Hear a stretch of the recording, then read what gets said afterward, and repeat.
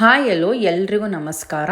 ಇವತ್ತಿನ ಈ ವಿಡಿಯೋದಲ್ಲಿ ನಾನು ಸಾಫ್ಟಾಗಿ ಹೇಗೆ ಪನ್ನೀರ್ ಪರೋಟಾನ ಮಾಡೋದು ಅಂತ ಶೇರ್ ಮಾಡ್ತಾ ಇದ್ದೀನಿ.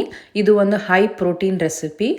ಇದನ್ನು ನೀವು ಬೆಳಗ್ಗೆ ಬ್ರೇಕ್ಫಾಸ್ಟಿಗೆ ಇಲ್ಲ ಲಂಚ್ ಬಾಕ್ಸ್ಗೆ ಇಲ್ಲಾಂದರೆ ಡಿನ್ನರಿಗೆ ಕೂಡ ಮಾಡ್ಕೋಬೋದು. ಮೊದಲಿಗೆ ಹಿಟ್ಟು ಕಲಿಸ್ಕೊಳ್ಳೋಣ. ಅದಕ್ಕೆ ನಾನಿಲ್ಲಿ 1 ಕಪ್ಪು ಗೋಧಿ ಹಿಟ್ಟನ್ನ ತೊಗೊಂಡಿದ್ದೀನಿ. ಇದಕ್ಕೆ ರುಚಿಗೆ ಒಂದು ಸ್ವಲ್ಪ ಉಪ್ಪನ್ನು ಹಾಕ್ಕೊಂಡು 1 ಟೇಬಲ್ ಸ್ಪೂನ್ ಎಣ್ಣೆನ ಹಾಕ್ಕೊಂಡು ಫಸ್ಟ್ ಇಷ್ಟನ್ನೇ ಚೆನ್ನಾಗಿ ಕಲಿಸ್ಕೊಳ್ಳಿ.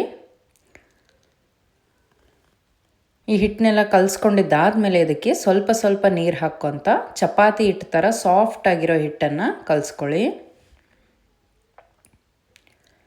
ಹಿಟ್ಟೆಲ್ಲ ಕಲಸಿದ್ದಾದಮೇಲೆ ನಾನೊಂದು ಲಿಡ್ ಕ್ಲೋಸ್ ಮಾಡಿ ಇದನ್ನೊಂದು 20 ಮಿನಿಟ್ಸ್ ರೆಸ್ಟ್ ಮಾಡ್ತಾಯಿದ್ದೀನಿ. ಅಷ್ಟರೊಳಗಡೆ ನಾವು ಸ್ಟಫಿಂಗ್ನ ಮಾಡ್ಕೊಳ್ಳೋಣ. ಇಲ್ಲಿ ನಾನು 1 ಬೌಲ್ ತುರಿದಿರೋ ಪನ್ನೀರನ್ನ ತೊಗೊಂಡಿದ್ದೀನಿ. ಪನ್ನೀರನ್ನ ತುರ್ಕೊಳ್ಳಿ, ಕೈಯಿಂದ ಮ್ಯಾಶ್ ಮಾಡ್ಕೋಬೇಡಿ.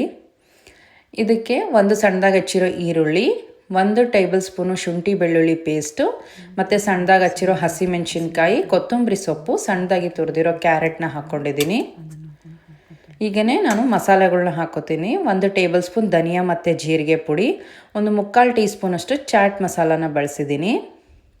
ಲಾಸ್ಟಲ್ಲಿ ಒಂದು ಸ್ವಲ್ಪ ಕಸೂರಿ ಮೇಥಿನ ಕೈಯಲ್ಲಿ ಕ್ರಷ್ ಮಾಡ್ಕೊಂಬಿಟ್ಟು ಹಾಕೋತಾ ಇದ್ದೀನಿ. ಈಗ ಇದನ್ನೆಲ್ಲ ಚೆನ್ನಾಗಿ ಮಿಕ್ಸ್ ಮಾಡ್ಕೊಳ್ಳಿ. ನಾನು ಉಪ್ಪನ್ನು ಇವಾಗೆ ಹಾಕ್ತಾ ಇಲ್ಲ, ಈರುಳ್ಳಿ ಇರೋದ್ರಿಂದ ನೀರು ಬಿಟ್ಬಿಡುತ್ತೆ. ಉಪ್ಪನ್ನು ನಾನು ಮುಂದೆ ಲಟ್ಸ್ಬೇಕಾದ್ರೆ ಹಾಕೋತೀನಿ. ಇದನ್ನ ಚೆನ್ನಾಗಿ ಎಲ್ಲ ಒಂದೋ ಥರ ಮಿಕ್ಸ್ ಮಾಡಿಕೊಂಡ್ರೆ ಸ್ಟಫಿಂಗು ರೆಡಿಯಾಗೋಗುತ್ತೆ.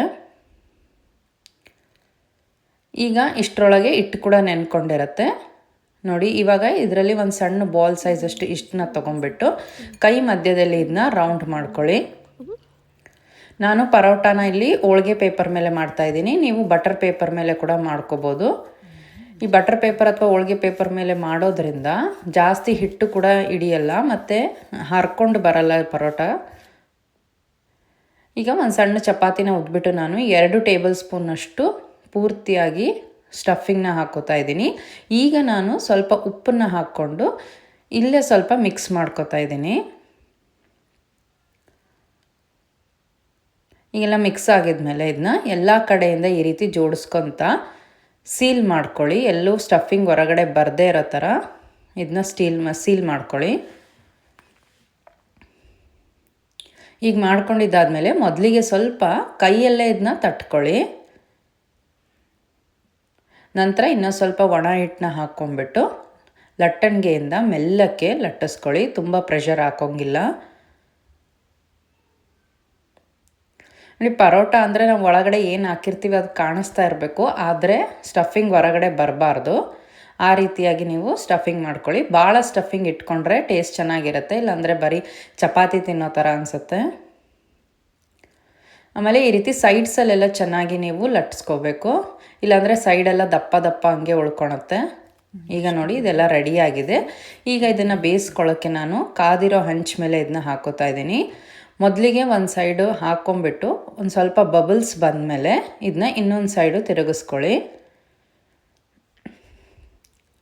ಪರೋಟ ಅಂದ್ರೇ ಬೆಣ್ಣೆ. ನಾನಿಲ್ಲಿ ಒಂದು ಸ್ವಲ್ಪ ಬೆಣ್ಣೆನ ಹಾಕ್ಕೊಂಡು ಇದನ್ನ ರೋಸ್ಟ್ ಮಾಡ್ಕೊತಾ ಇದ್ದೀನಿ.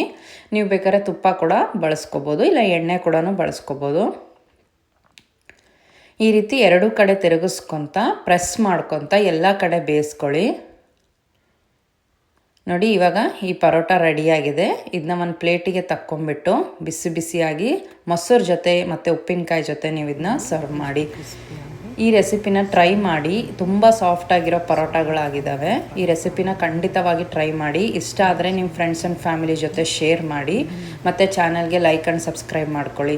ಇನ್ನು ನನ್ನ ಬೇರೆ ರೆಸಿಪೀಸ್ ನೀವು ನೋಡಬೇಕು ಅಂದರೆ ಸ್ಕ್ರೀನ್ ಮೇಲೆ ಬರ್ತಾ ಇರೋ ಲಿಂಕ್ನ ಕ್ಲಿಕ್ ಮಾಡಿದರೆ ನೀವು ಆ ರೆಸಿಪೀಸ್ನ ಕೂಡ ನೋಡ್ಕೋಬೋದು. Thank you.